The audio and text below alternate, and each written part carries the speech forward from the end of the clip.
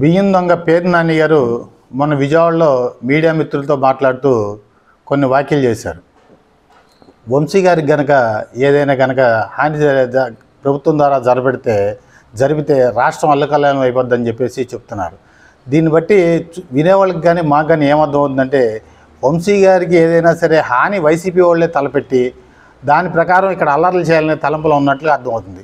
వాళ్ళ గత చరిత్రలు చూసుకున్నట్టయితే పోయిన ఎన్నికలకు ముందు వాళ్ళ బాబాయిని చంపేసేసి ఏ రకంగా సానుభూతి పొంది ఓట్లు పొందారో వాళ్ళకి ఆ చరిత్ర ఉంది. రాజశేఖర రెడ్డి గారు హెలికాప్టర్ ప్రమాదంలో చనిపోతే ఏ రకంగా సంతకాల సేకరణ ముఖ్యంగా మంత్రి కోసం చేశారో ఆ చరిత్ర ఉంది. సేమ్ అదే ప్రకారం ఇప్పుడు మళ్ళీ తిరిగి ఇలాంటి ప్లాన్లు చేస్తున్నట్టుగా అక్కడ అర్థమవుతుంది.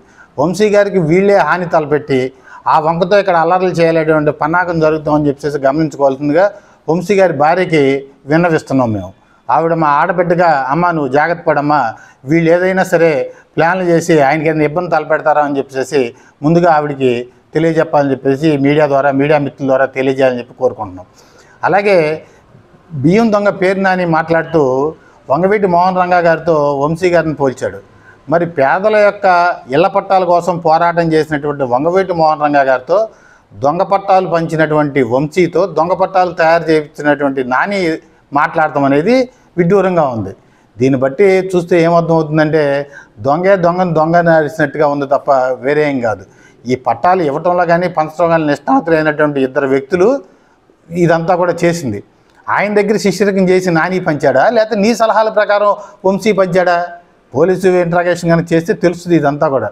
అలాగే ఈయన బియ్యం దొంగతనం అంతా అయిపోయింది, నేను తెల్లకాగితం లాంటివాడిని అని చెప్పేసి అనుకుంటున్నాడేమో. నా మీద 6A కేసు పెడితే సరిపోద్ది, కానీ ఇది వేరే కేసు పెట్టారు, ప్రభుత్వానికి నష్టం జరగలేదని చెప్పి చెబుతున్నాడు. నీ యొక్క అగ్రిమెంట్ కండిషన్స్ ప్రకారం నీ యొక్క గోడౌన్లో కనుక జరిగినటువంటి అవకతవకలకి నువ్వే బాధ్యుడివి. అక్కడ ఉన్న స్టాకుతో పాటుగా స్టాకు కనుక వేరియేషన్ వచ్చి స్టాకు కనుక నష్టం జరిగితే నీ మీద క్రిమినల్ యాక్షన్ తీసుకోమని చెప్పేసి నువ్వు స్వయంగా అగ్రిమెంట్ చేసినటువంటి సంతకాలు నీ అగ్రిమెంట్ కండిషన్సే ఉన్నాయి. ఇక్కడ కనుక బియ్యం కనుక పోతే ఆ కండిషన్ ప్రకారం క్రిమినల్ కేసులు పెట్టాలండి. ఇవన్నీ విచారణలో ఉండగా నేనేదో స్వచ్ఛీలని చెప్పేసి బయలుదేరుతున్నావు. రేపొద్దున ఈ యొక్క లిక్కర్ కేసులో జగన్మోహన్ రెడ్డి అరెస్ట్ అయితే పార్టీలో నేనే ద్వితీయ శ్రేణి నాయకుడిని కాబట్టి నేనే ప్రథమ శ్రేణి నాయకుడికి వెళ్ళిపోతాను కాబట్టి అని చెప్పేసి నువ్వు మరింత ఉత్సాహంతో మాట్లాడుతున్నావేమో. కాబట్టి కాస్త తగ్గి మాట్లాడయ్యా. నీ అన్నీ కూడా ఇక్కడే ఉన్నాయి.